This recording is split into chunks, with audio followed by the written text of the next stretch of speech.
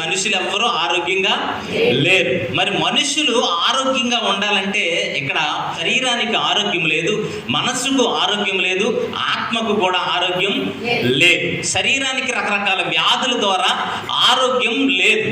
మరి మనస్సుకేంటి?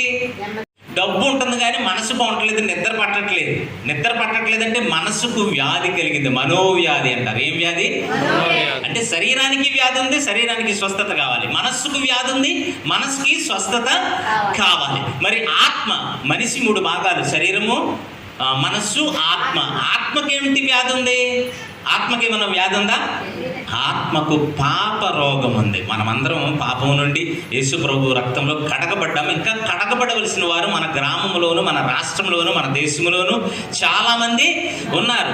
ఆత్మ రోగమైన పాపము అనే వ్యాధితో ఉన్నారు. వాళ్ళందరూ కూడా విడుదల, స్వస్థత కావాలి. ఇక్కడ అంటూ ఉన్నాడు, నేను వారి ఆకాశం నుండి వారి ప్రార్థనను విని వారి పాపములు క్షమించి వారి దేశమును స్వస్థపరుచుతును. ఒకటి, వారి ప్రార్థన వింటానంటున్నాడు. రెండవది, పాపములను క్షమిస్తానంటున్నాడు. దేశమును స్వస్థపరుస్తానంటున్నాడు. ఇప్పుడు